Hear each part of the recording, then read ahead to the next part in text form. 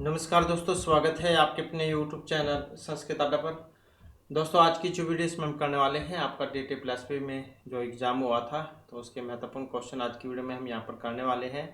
पहले जो ये एग्ज़ाम लिया गया था DT+P के द्वारा, तो इसी को आज की वीडियो में हम करेंगे। कल वाली जो वीडियो थी या फिर इनसे पहले वाली जो वीडियो थी उसमें हमने आपके पूर्व वर्ष में जो एग्ज़ाम हुए थे उनको ही किया था। तो आज की वीडियो में भी हम यही जाँच करने वाले हैं और सभी के सभी क्वेश्चन यहाँ पर महत्वपूर्ण रहेंगे, क्योंकि ऐसे ही क्वेश्चन जो आपको एग्जाम में देखने को मिलेंगे। तो ये TGT का एग्जाम हुआ था, पहले ऑफलाइन एग्जाम होते थे, तो ये ऑफलाइन वाला एग्जाम है, तो जिसमें हमारा यहाँ पर पहला क्वेश्चन है। और कल वाली वीडियो अगर आपने नहीं देखी थी तो वे सभी की सभी आपको इस वीडियो के अंत में मिल जाएंगे, इसमें जाकर आप देख सकते हैं। तो क्वेश्चन रहेगा, संस्कृत से प्रथम चंपू ग्रंथ का विश्व गुणादर्श चंपू, नल चंपू, चंपू रामायणम या चंपू भारतम, कौन सा था यहाँ पर प्रथम चंपू? तो प्रथम चंपू को अगर हम यहाँ पर बात करें इसमें, तो ये नल चंपू है। त्रिविक्रम भट्ट जौन के द्वारा रचित था नल चंपू। तो प्रथम चंपू काव्य जो है यहाँ पर नल चंपू को इसमें माना गया है। नेक्स्ट क्वेश्चन है हमारा, संस्कृत अति प्राचीन रूप कस्य नाम की? अभिज्ञान शकुंतलम, शपन मादत्तम, सारिपुत्र या उत्तरामचरितम। अति प्राचीन रूपक कौन सा है इसमें? अति प्राचीन रूपक जो है ये सारिपुत्र प्रकरण है। अशोकोश जो उन्होंने लिखे थे तीन, ये बुचरी, सुंदरानंद और सारिपुत्र प्रकरण। नेक्स्ट क्वेश्चन है, रूपकाणी कति रूपक कितने होते हैं? 10, 60, 16 या 12, मतलब कितने हैं रूपक? तो रूपक जो रूपक के 10 भेद होते हैं। कितने होते हैं? 10 भेद, और उपरूपक के 18 भेद होते हैं। नेक्स्ट है, कादम्बरी उत्तरार्धम कह विरचितवान। कादम्बरी जो मिर्ची बाण भट्ट के द्वारा लिखी गई है। जब ये लिख रहे थे बीच में इनकी मृत्यु हो जाती है, फिर जो क्योंकि बीच में मृत्यु हो गई तो इसकी जो कादम्बरी जो थी ये अधूरी रह गई थी, तो फिर इनके जो पुत्र है पुलिन भट्ट या भूषण भट्ट कह देते हैं इनको, तो इन्होंने इसे फिर कंप्लीट किया था। तो मतलब उत्तरार्ध भाग कह लो उसका दूसरा भाग, क्योंकि पहले तो स्वयं उन्होंने लिखा था, तो फिर ये जो इनके पुत्र हैं इन्होंने कंप्लीट किया था। नेक्स्ट है, आस्तिक दर्शनानि कति? पंच, षट, चत्वारी या अष्टौ। हमने आपको बतलाए थे ये दर्शन दो प्रकार के हैं, आस्तिक और नास्तिक। एक तो वेद को मानने वाले, एक वेद को ना मानने वाले। तो आस्तिक दर्शन कौन से कितने थे फिर यहाँ पर? तो इनकी अगर हम संख्या देखते हैं तो ये 6 थी। नास्तिक की 2 थी और आस्तिक वाले 6 हैं। नेक्स्ट है, पाणिनि विरचित व्याकरण ग्रंथ से नाम की? अष्टाध्यायी लिखी थी इन्होंने, 4000 जो सूत्रों में जो थी, तो 4000 श्लोक थे इसमें, मतलब ऑप्शन 1 वाला इसमें हो जाएगा। 8 अध्यायों में है। नेक्स्ट है, न्याय सूत्र नाम प्रणेतु गौतमस्य परम नाम की? न्याय सूत्र है इनके द्वारा रचित ये, तो गौतम जो है इनका दूसरा नाम क्या था? कणाद, वरुच, अक्षपाद या गदाधर है। तो इनका नाम क्या था? तो इनका नाम था अक्षपाद, जो कि ऑप्शन सी में है। ये तो कात्यायन वरुचि को कह देते थे, ये तो उनका नाम है, तो ये अक्षपाद हो जाएगा।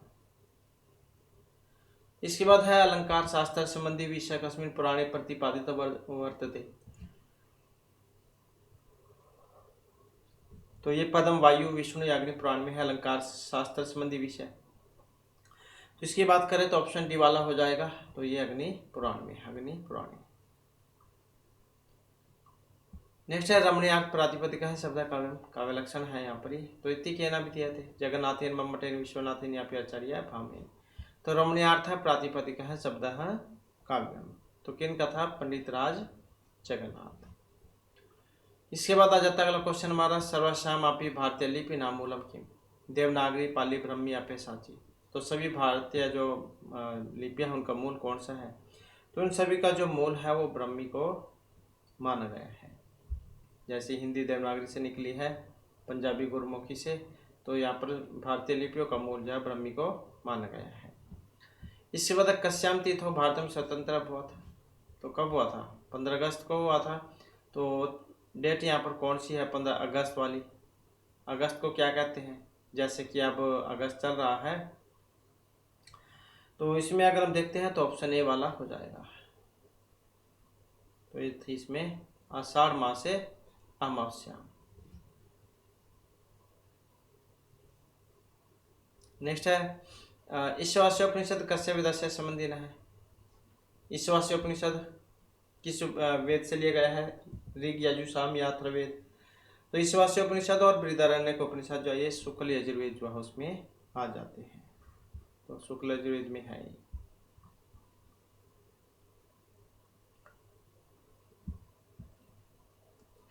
इसके बाद आ जाता है नदी रूप, दीर्घ इकारांत रूप है। तो इसका तृतीय विभक्ति में जब हम रूप बनाते हैं तो कौन सा वाला बनेगा इसका? तो तृतीय विभक्ति का बताना है इसमें, और साथ में एक वचन वाला। तो कौन सा बनेगा इसमें? नद्या, ये वाला बन जाएगा। नदी नद्यो नद्य, नद्य नदीम नद्यो नदी। तो नद्या नदीभ्याम नदीभ्याम, तो नद्या ये वाला हो जाएगा, क्योंकि ये तो उसमें चलता है आगे बहुवचन, उसमें षष्ठी बहुवचन में। तो ऐसे ही तो चलता है फिर इसका रूप ये। तो जैसे प्रथमा में नदी नद्यो नद्य है, नदीम नद्यो नदी ही। यहाँ पर प्रथमा एक वचन में देख सकते हैं विसर्गा नहीं है और इसमें विसर्गा है। नद्या ये वाला था, नद्या नदीभ्याम नदीभिः, नद्यै नदीभ्याम नदीभ्यः, नद्याः नदीभ्याम नदीभ्यः, नद्याः नद्योः नदीनां, नद्यां नद्योः नदीषु, हे नदी हे नद्यो हे नद्यः। तो इस प्रकार से जो है रूप ये चलेगा इसका।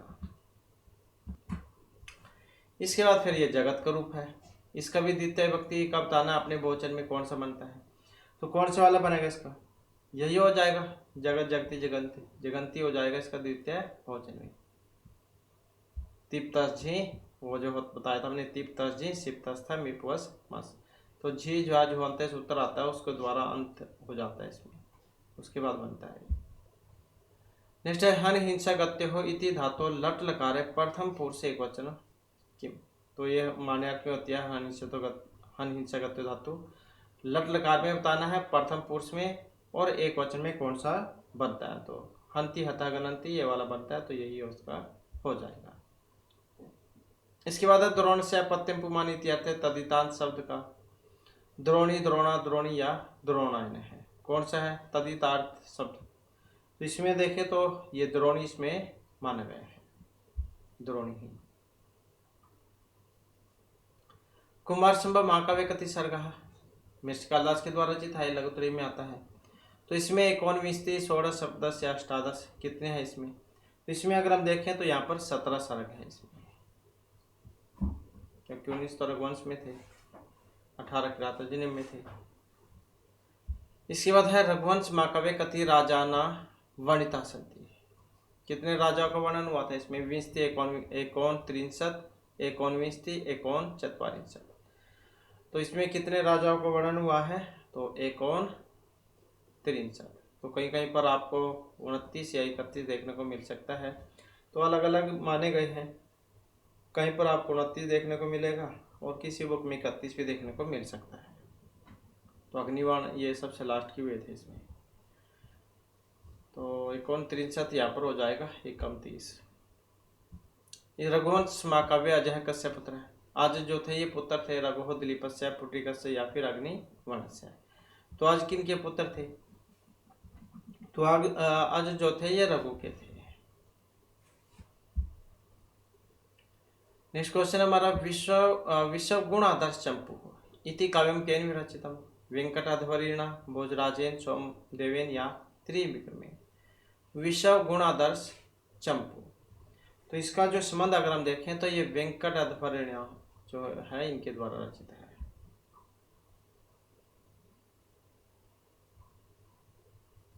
क्लेशा फलेन ही पुनः नवताम विद्यते ये मुक्ति ही।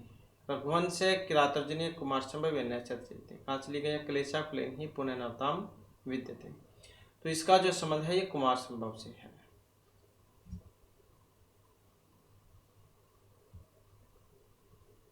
सपन वासदत्तम इति नाट्य कति अंक? मेरे ने जो 13 नाटक लिखे थे उनमें लास्ट का था ये। तो इसमें कितने अंक हैं? 67 अष्टव या फिर चतवार है। तो इसमें अगर हम देखें तो यहाँ पर थे 60 मतलब 6। सपन वासदत्तम इति नाटकस्य आकर ग्रंथ का महाभारतम रामायणम बृहत कथा या बालचरितम। सपन वासदत्तम का जो उपजीव्य काव्य कह सकते हैं कि मतलब किस पर आधारित था ये? तो ये था बृहत कथा, भृगुनाट्य की जो बृहत कथा है। इसके बाद है भीष्मस्य पितृकृतम नाम की। तो पिता के द्वारा जो इनको नाम दिया गया था, तो देवर्थ, भद्ररथ, देवदत्त या वज्रदत्त, कौन सा था? तो इनका जो नाम जो था ये था देवर्थ, जो कि यहाँ पर ऑप्शन ए में आया है। ऋग्वेद कति मंत्र, कितने मंत्र है? 10 तो मंडल हो जाएंगे इसमें। मंत्र कितने हैं? तो मंत्रों की जो संख्या है 10,552 है, तो यही इसमें हो जाएगा। इसके बाद है यत्तर पादतरे कथाम प्रतिपाद्य अंतिम पादे नित्य ही उच्यते तादृशम काव्यम। यत्तर पादतरे कथाम प्रतिपाद्य अंतिम पादे नीति उच्यते, चंडी शतकम, मयूर शतकम, उपदेश शतकम या नीति शतकम। तो यहाँ पर जो इसमें वर्णन जो हुआ है ये उपदेश शतकम। यत्तर पादतरे कथाम प्रतिपाद्य अंतिम पादे नीति ही उच्यते। वैशेषिक मतेन द्रव्याणि कथि 60 चत्वारि सप्त या 9। तो कितने हैं यहाँ पर? तो ये है 9। द्रव्य कितने हैं? 9। ये पदार्थ वाला क्वेश्चन है। द्रव्य गुण कर्म सामान्य विशेष माया भाव, तो इस प्रकार से है। तो द्रव्य 9, जैसे गुण 24 पढ़े थे हमने। इसके बाद है वेदांत दर्शनस्य प्रवर्तक है। बादरायण है, शंकराचार्य है, कपिला या पतंजलि है। वेदांत दर्शन किनका है? तो जैसे वेदांत सार है सदानंद का वेदांत सार, तो वेदांत दर्शन, तो इसका संबंध जो है ऑप्शन ए से हो जाएगा, बादरायण का।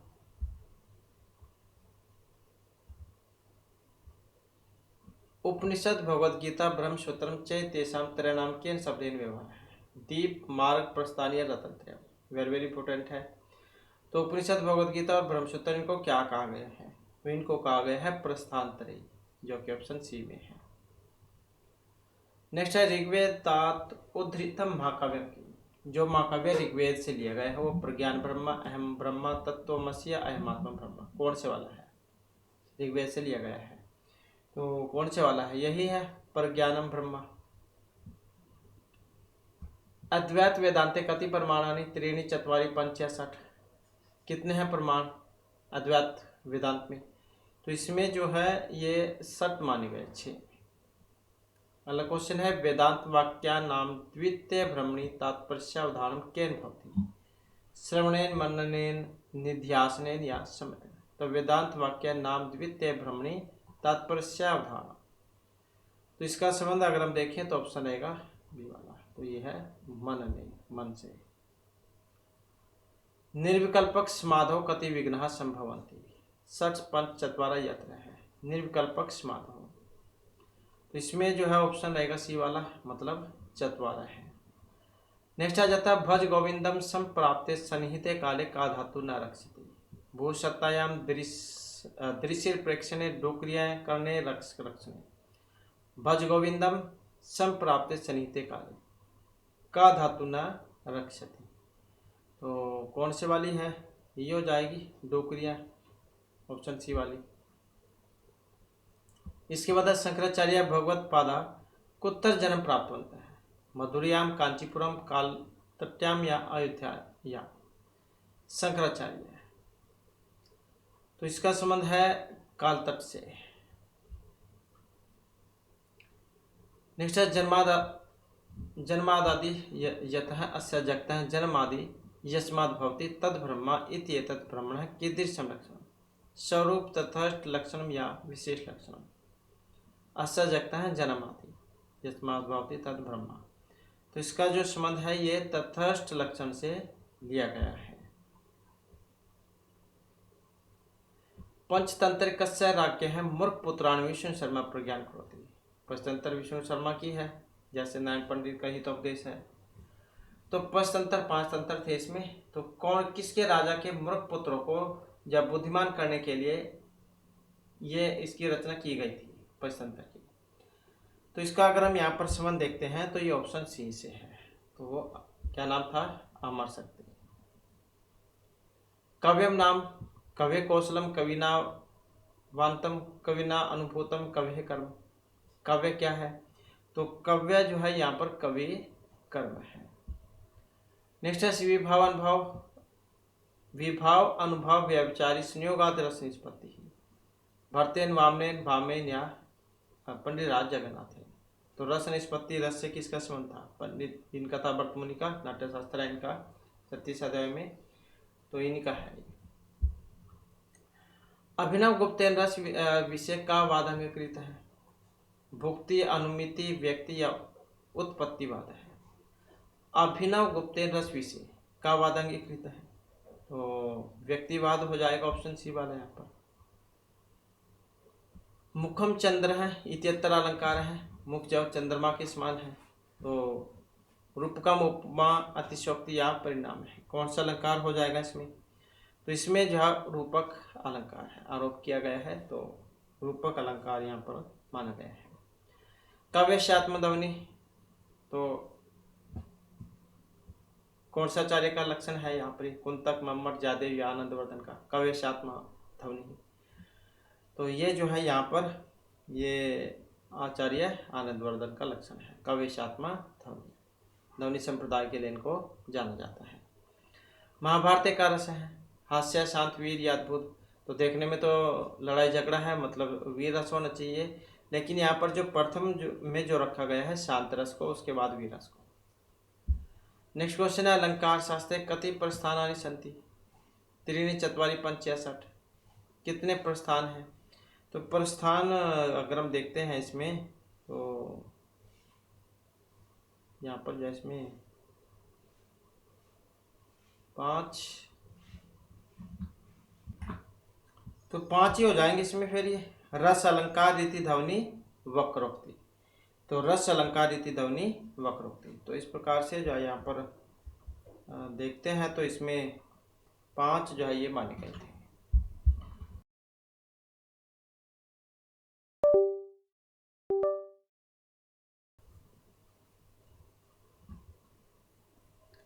शारदा, शार्धम, भोज, वदना इत्यत्र अलंकार है। अनुप्रास, यमक, श्लेष या वक्रोक्ति। शारदा, शारदा, तो कौन सा है इसमें? तो यही हो जाएगा ऑप्शन बी वाला। यमक अलंकार 2 शब्द है, लेकिन दोनों का अर्थ अलग अलग है, तो वहीं पर होता है यमक अलंकार। नेक्स्ट है सौंदर्य अलंकार वाक्यम कुत्र विद्यते। काव्य अलंकार सूत्र भी तो व्यक्ति विवेक अलंकार सर्वस्व या प्रताप रुद्रीय। सौंदर्यम अलंकार है, तो इसका संबंध है ऑप्शन ए से, काव्य अलंकार सूत्र वृत्तो। नेक्स्ट क्वेश्चन है राज से रस्य कृति ही का। सौंदर्य मीमांसा, काव्य मीमांसा, चित्र मीमांसा या साहित्य मीमांसा। तो राज से रस्य कृति ही कौन सी है इनकी? यही है काव्य मीमांसा। काव्य से श्रीरम किम? शब्दार्थो, रस, कथा वस्तु या व्यंग्यार्थ है। कौन सा है? तो यही है शब्दार्थो, शब्द और अर्थ। व्यभिचारी भावा कति? 8 33 द्विचत्वारिंशत् 51 व्यभिचारी भाव। तो व्यभिचारी भाव जो है यह है 33, तो इतने होते हैं व्यभिचारी भाव। काव्य रचनन कस्य काव्य कुष्ठ रोग से निवृत्ति संपन्न। तो कुष्ठ रोग हो गया था, तो फिर उन्होंने काव्य की रचना की थी और वो ठीक हो गया था। तो सूर्य शतकम लिखा था काव्य, अब वो किन के द्वारा लिखा गया था? तो ये जो ऑप्शन बी में है, मयूर कवि है, इनका सूर्य शतकम है, ये लिखा था इन्होंने, फिर कुष्ठ रोग इनका ठीक हो गया था। ये आपको देखने को मिलेगा, उसका काव्य के जो 6 प्रयोजन हैं उसमें इनके बारे में बतलाया गया है। नेक्स्ट है दुष्यंत रतिम प्रति शकुंतला केन शब्देन प्रतिपादते। उद्दीपन, संभाव, आलंबनिया, भार्य, अभाव है। दुष्यंत गताम रतिम प्रति शकुंतला, तो इनका जो संबंध है आलंबन विभाव से है। आशीर्वचन संयुक्ता देवादिनाम स्तुति ही गायति उच्यते। प्रस्तावना भरतवाक्यम पूर्वरंग या नंदी। आशीर्वचन संयुक्ता देवादिनाम स्तुति ही, तो इसको क्या कहा गया है? तो इसको कहा गया है नंदी। तो नंदी क्या होती है? ये नाटक की शुरुआत में होती है, जहाँ पर आप देवताओं की स्तुति करते हैं, मतलब कोई भी नया नया काम जब शुरू करते हैं, हवन वगैरह पूजा करते हैं, तो वही है।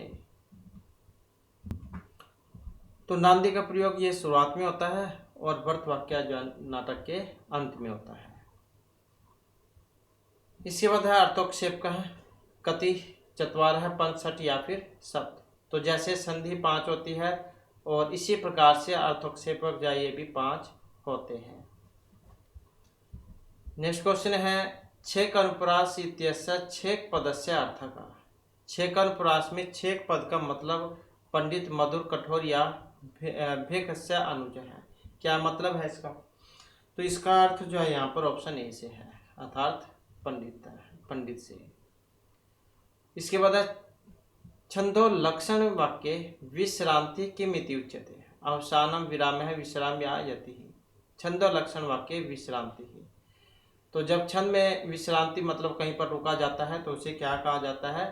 तो यति उसको कहा जाता है। जैसे आप कोई लाइन बोल रहे हैं और जहाँ पर वहाँ पर आपको सांस लेना पड़ जाए, रुकना पड़ जाए, तो वह है यति। पुराणम की दृश्यम प्रभु सुहृद कांता या बंधु समितम। पुराणों को किस प्रकार से कहा गया है? तो पुराण जाओं को कहा गया है सुहृद समितम। इसके बाद जाता है उत्प्रेक्षा अलंकार इत्यत्र। उत्प्रेक्षा शब्द से का अर्थ है। उत्प्रेक्षा अलंकार में उत्प्रेक्षा का मतलब ऊर्ध्वप्रेक्षणम संभावनम इदम की वा तद इति संशय साधारण धर्म कहती उपनम। तो इसका अर्थ यहाँ पर क्या है? तो इसका मतलब है संभावना से। तो लक्षण में भी आता है इसका, संभावना मातु उत्प्रेक्षा प्रकृत से समेत। तो ये संभावना से है। नेक्स्ट क्वेश्चन है मम्मटस्य मतेन दोषणाम लक्षणम। वाक्यापकर्ष, शब्दापकर्ष, रस अपकर्ष या अर्थ उपकर्ष है। तो दोष के लक्षण कौन से हैं? तो यही है शब्द अपकर्षक धर्म। यमक अलंकार है कदा भवती। वर्ण समूह से आवृत्ति, व्यंजन, स्वर व्यंजन या आभरण से स्त्री पुरुष संबंधित हुए सती। मतलब यमक अलंकार जो होता है वो कहाँ पर किस तरीके से होता है? तो वो स्वर और व्यंजन का समूह होने पर। नेक्स्ट है दंडिनः मतेन सरस्वती की दृष्टि। सर्वश्यामा, सर्वरक्ता, सर्वध्रुमा या सर्व शुक्ला। आचार्य दंडी के मत के अनुसार सरस्वती। तो सरस्वती को माना गया है सर्व शुक्ला। महाकाव्यम की दृश्यम सर्गबंधम वृत्त पद या रीतिबंधम। महाकाव्य क्या होता है? तो सर्गबंधम महाकाव्यम ऐसे ही कहा जाता है। तो सर्गों में होता है महाकाव्य, नाटक अंकों में, लेकिन महाकाव्य जो होता है हमेशा सर्गों में होता है।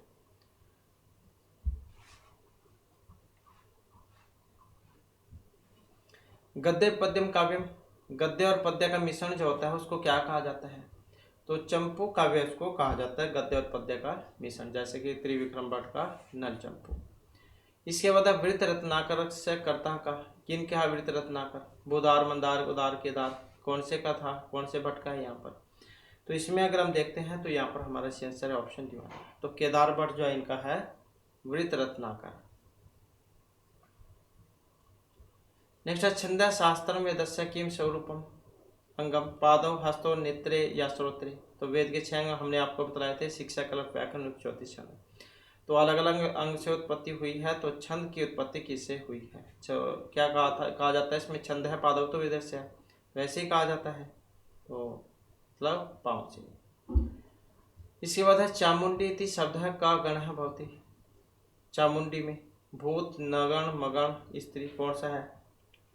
तो ये माता राजभान सलगा हमने आपको छंद कराया था, तो जो 8 अक्षरों वाला था और 3 जो अक्षर है उसको मिलाकर एक गण बनता है 3 अक्षरों को। ये माता यगण है, जैसे यह माता 3 आ जाएंगे इसमें। तो अब इसमें कौन सा गण है चामुंडी में? तो इसमें अगर हम गण देखते हैं तो कौन से वाला हो सकता है? यही हो जाएगा इसमें मगण। अब मगण में आप देख ही सकते हैं य माता राज भान सलगा। मगण है माता रा। मगण में क्या होगा? यही हो जाएगा माता रा, तीनों गुरु। तो यही है मगण में। इसके बाद है वसंतील का लक्षणम। उक्ता वसंतील का तब जो जगह होगा ऐसे ही होता है। तो कौन सा है यहाँ पर इसका? अब इसको अगर हम देखें तो ये हो जाएगा तब जा जगह होगा, तगण भगण 2 जगण 2 गुरु। शार्दूल विक्रीडित तस्य लक्षण किम, कौन सा लक्षण है यहाँ पर शार्दूल विक्रीडित का? तो शार्दूल विक्रीडित की अगर हम देखें तो ऑप्शन बी वाला है, सूर्यस्मि जयस तत्स गुर्व शार्दूल विक्रीडितम। महाभारत से नामानंतरम किम, जय विजय सुजय पराजय क्या था? तो जब सबसे पहले जय था उस समय इसमें 8800 श्लोक थे, फिर भारत हो गया, फिर इसमें 24,000 श्लोक हो गए, फिर महाभारत बन गया, फिर इसमें 1,00,000 श्लोक हो गए, ऐसे बना है ये। तो इसमें महाभारत से नाम अनंतरम किम, जय है, तो सबसे पहले जय काव्य था ये। भारव ही केन कारणेन प्रसिद्ध है, शब्द गौरव अर्थ व्यंग्य या गुण गौरव। तो भारवी को किस लिए जाना जाता है? तो भारवी को अर्थ गौरव के लिए जाना जाता है, जैसे दंडी को पद लालित्य के लिए उपमा कालिदास, तो ऐसे ही भारवी अर्थ गौरव। नेक्स्ट क्वेश्चन है, रघुवंश आदि महाकाव्य पंचकस्य व्याख्यानम केन कृतम, विश्वनाथेन बद्रीनाथेन मल्लिनाथेन या वेंकटनाथेन। रघुवंश आदि महाकाव्य पंचकस्य व्याख्यान, तो ये किया गया था मल्लिनाथ के द्वारा।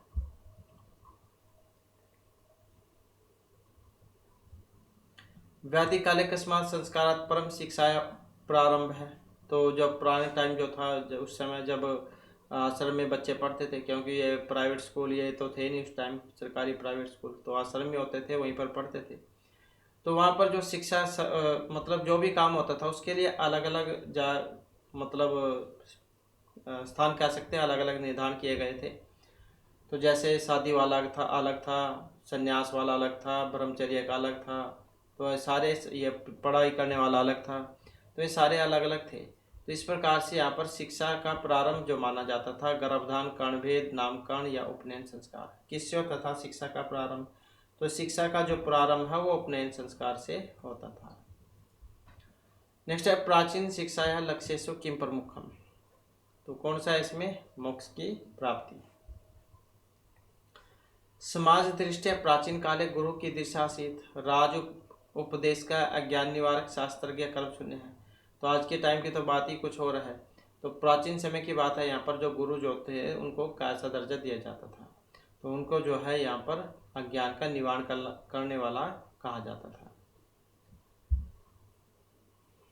कीदृशः शिष्या ज्ञानार्जने अर्हा भवन्ति, उन्नत कुल समझाता उपनयन सर्वे या ब्रह्मचर्यवर्त पालकः। कीदृशः शिष्या ज्ञानार्जने अर्हा भवन्ति, तो यह ब्रह्मचर्य वर्त पालकः।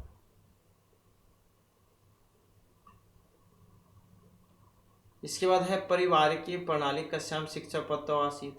पारिवारिक प्रणाली आंगल, बौद्ध, वैदिक या किसी में भी नहीं थी, तो किस में थी? वैदिक शिक्षा पद्धति में। इसके बाद है, पूर्व की दृश्यम अनुशासन आसीत, आत्म स्वच्छंद दमनात्मक निंदम, कौन सा अनुशासन था? तो इसमें देखे तो ये था दमनात्मक। भारतीय शिक्षा दार्शनिकेषु कस्य प्रभाव है, पाश्चात्य आश्रम पुरुषार्थ या आधुनिकताया। तो भारतीय शिक्षा दार्शनिकेषु कस्य प्रभाव है, तो आश्रम व्यवस्थाया। उत्तम शिक्षकस्य लक्षण किम, श्लिष्ट क्रिया आत्म संस्था, अन्यस्य संक्रांति आत्म संस्था, श्लिष्ट क्रिया विशेष युक्ता संक्रांति, लब्धास्पदः अस्मि इति विवाद भीरो। तो डरपोक तो हो ही नहीं सकता कभी भी। तो उत्तम शिक्षक के लक्षण कौन सा है? तो उत्तम शिक्षक के लक्षण ऑप्शन सी वाला, आत्म संस्था, श्लिष्ट क्रिया विशेष युक्ता च संक्रांतियतर वर्तते। इसके बाद उपनिषदि आचार्यात् शिष्य कियंतम भागम दत्ते इत्युक्तम, पादम अर्धादम पूर्णम या पादोनम। तो उपनिषदि आचार्य शिष्य है, तो इसमें अगर हम देखते हैं तो ऑप्शन ये वाला हो जाएगा, पादम। इसके बाद है, विद्या कति विधा संति, चतुर्दश, पंचदश, षोडश या 10। तो विद्या को माना गया है चतुर्दश। इसके बाद है, उत्तम अधम शिक्षक लक्षण कस्मिन काव्य उत्तम, उत्तम मध्यम अधम, ऐसे काव्य के लक्षण बतलाए गए थे। तो अभिज्ञान शकुंतले, मालविका अग्निमित्र, मुद्राक्षस्य, प्रतिज्ञा योगेंद्रायणे, किस में बतलाए गए थे? ये बतलाए गए थे मालविका अग्निमित्र। इसके बाद विद्यालय से सामाजिकता विकासार्थम किम आवश्यकम, मित्रता, प्रतिस्पर्धा, सहयोग न किंचित। विद्यालयेषु सामाजिकतायाः विकासार्थं किम् आवश्यकम्? तो ये है सहयोग। शिक्षायाः प्रमुख अंगम धनम विद्यार्थी पाठ्यक्रम एवं विद्यालय। कौन सा है शिक्षा का प्रमुख अंग? तो शिक्षा का प्रमुख अंग कौन सा हो सकता है यहाँ पर? तो विद्यार्थी जो है उसको यहाँ पर माना गया है, क्योंकि आज के समय में जो पाठ्यक्रम वगैरह सब कुछ सिलेबस जो तैयार होता है वो बच्चे को देखकर ही होता है, विद्यार्थी को लेकर। इसके बाद है अध्यापक कीदृशः भवेत्? राजनीतिक, ज्ञानवान, सामान्य कर्मचारी, स्वार्थ संपादक है। तो आप देख सकते हैं इसमें कैसा होना चाहिए। तो इसमें अगर हम देखते हैं तो कौन सा होना चाहिए? ज्ञानवान होना चाहिए, क्योंकि ये तो राजनीति से कोई संबंध नहीं है। सामान्य कर्मचारी या स्वार्थ साधने वाला, तो ज्ञानवान की बात ठीक है। कीदृशान् छात्रान् अभिलषन्ति भवन्तः यन्नेस्मिन् अपि पठन्ति ये मां स्तुवन्ति शिक्षाविषये मया सविचारं कुर्वन्ति ये श्रुत्वा स्वयं तृप्ता भवन्ति। तो कीदृशान् छात्रान् अभिलषन्ति भवन्तः, तो ऑप्शन सी हो जाएगा इसमें, ये शिक्षा विषय मया सविचारं कुर्वन्ति। ऐसे की तो इच्छा करेंगे जो आपस में डिस्कस करते हो। कक्षायां शोभनं वातावरणं कदा निर्मितं भवति? छात्राः शिक्षकेभ्यः बिभ्यति यदा शिक्षकाः सम्यक् पाठयन्ति, यदा छात्राः शान्ताः भवन्ति, यदा छात्राः स्वतन्त्राः भवन्ति। तो अच्छा वातावरण कैसे बन सकता है? तो कैसे बन सकता है? जब शिक्षकाः सम्यक् पाठयन्ति, सही तरीके से पढ़ाएंगे। विद्यालय छात्राणां क अनुकरणीय भवति? पिता पितु सखा शिक्षक एक कर्म करः। छात्राणां का अनुकरणीय भवति? कौन सा हो सकता है यहाँ पर? शिक्षक टीचर की तो बात माननी चाहिए। कक्षा में अध्यापन समय शिक्षका कुत्र ध्यानं कुर्युः? विशेषो सर्वेषु अपि छात्रेषु सौकर्य मंदबुद्धि छात्रेषु। तो टीचर का ध्यान होना चाहिए, किस पर होना चाहिए? सभी छात्रों पर होना चाहिए, न कि कोई अलग व्यक्ति विशेष पर। कठिनम दुर्बोधम च विषयं कथं पाठयेत्? खंडशः मध्य अवकाश अनुगुणम यतः छात्रे सन्ति पश्चात कदापि। तो अगर कोई लेसन मुश्किल है तो उसको पढ़ाने का तरीका जो कौन से वाला है? तो कौन से वाली बात ठीक हो सकती है? तो कठिन लेसन को पढ़ाने का तो तरीका अगर देखें तो वही है कि मतलब उसको कई टुकड़ों में बांट लो लेसन को, फिर पढ़ाया जाए। इसके बाद है अध्यापनम एकम उत्तम कर्म यतः है प्रभुत्तम वेतनं लभ्यते पाठनेन आनन्दः भवति गृहात् अतिदूरं गमनं नापेक्षते छात्रेभ्यः सेवा प्राप्तुं शक्यते। तो अध्यापनम एकम उत्तम कर्म है, कौन सा है? यही है पाठनेन आनन्दः भवति। विषयं बोधितुं शिक्षकः किं कुर्यात्? दृष्टान्तादिकं विभिन्नान् प्रश्नान् प्रज्ञे छात्रे वाचयेत् अज्ञातार्थकान् शब्दान् पुनः बोधयेत्। तो विषयं बोधितुं शिक्षकः किं कुर्यात्? क्या किया जाना चाहिए? तो कौन से वाला हो सकता है? मतलब कोई भी उदाहरण वगैरह बताकर उसको समझा दे। कक्षा में स्व संप्रेषण प्रभाव ज्ञातुम अध्यापक कथम प्रभवति? प्रश्नोत्तरी परीक्षा भी छात्राणां स्वतंत्र व्यक्ति या एतैः सर्वेपि। कक्षा में स्व संप्रेषण प्रभाव ज्ञातुम अध्यापक है, इसका संबंध देखें तो कौन से रहेगा? इसी से हो जाएगा छात्राणां स्वतंत्र अभिव्यक्ति। सर्वासां भाषाणां जननी इयम् इति प्रसिद्धि मातृ राष्ट्रांगले संस्कृत भाषा। तो सर्वासां भाषाणां जननी कौन सी है? संस्कृति तो है। आद्यते संस्कृत शिक्षकस्य स्तरः अवनतिम् इति यतोहि। तो स्तर क्यों कम हो रहे हैं? संस्कृत के बच्चे क्यों नहीं ले रहे हैं संस्कृत? आज के टाइम से लगा लो। तेषां संस्कृतं न जानते छात्रेषु रुचिं न उत्पादयन्ति संस्कारं न शिक्षन्ति उपयुक्त सर्वव्यापी कारण भवति। तो कौन से वाला है? देखें तो वैसे तो सारी बातें ठीक है, क्योंकि एक तो भी अपने अपनी पढ़ सकते। अब जैसे उसी से लगा लो आपका सब्जेक्ट है तो आप हिंदी पढ़ा सकते हैं, लेकिन अगर कोई किसी को हिंदी को कहे, हिंदी वाले को संस्कृत पढ़ाने को, तो वो उसको, क्योंकि उसको तो पूरा ज्ञान नहीं होगा। संस्कृत वाला पढ़ा सकता है हिंदी, लेकिन हिंदी वाला संस्कृत नहीं पढ़ा सकता। और वैसे तो देखे जाए तो दोनों अलग अलग सब्जेक्ट हैं, हिंदी और संस्कृत दोनों के अलग अलग टीचर होते हैं। तो और छात्र में रुचि उत्पन्न नहीं करता, संस्कार सिखाता, तो बहुत सारे कारण हो सकते हैं। कार्य नय तुम लक्ष्यम किम स्यात्, समूह कल्याण, समूह समस्या निवारण, पद प्राप्ति या कलह उत्पादनम। तो कार्य नेतुम लक्ष्यम किम स्यात्, कौन से वाला ठीक रहेगा इसमें? यही हो जाएगा सामूहिक समस्या निवारणम। मनोविज्ञानानुगुणम कक्षाम छात्र कथम ज्ञानम अधिकम प्राप्नुवन्ति। तो इसमें देखिए तो कौन सा हो जाएगा यहाँ पर? क्रियानुष्ठानात्।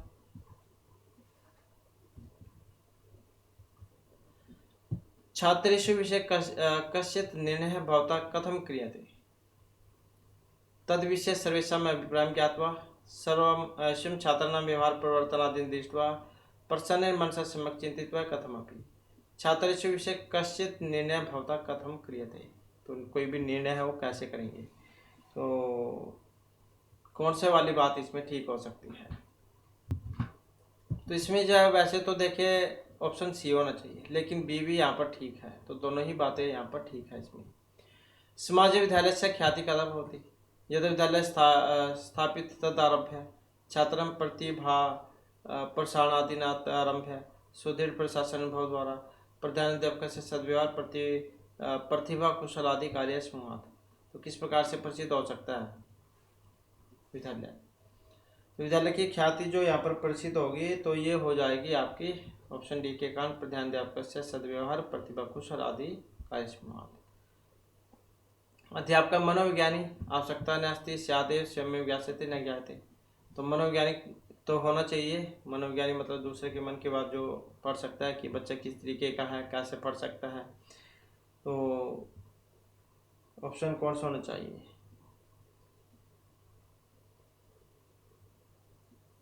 होना चाहिए समाज है परितः व्याप्तस्य भ्रष्टाचार से निरोध का उत्तम उपाय है। तो कौन सा है यहाँ पर ठीक? यही है उत्तम शिक्षण से व्यवस्थापना। तो इस प्रकार से जो हमारी इस क्लास में महत्वपूर्ण क्वेश्चन थे, नेक्स्ट वीडियो की इसमें आपके लिए नए जो महत्वपूर्ण क्वेश्चन हम लेकर आएंगे। और हमारे साथ अंत बनाने के लिए धन्यवाद।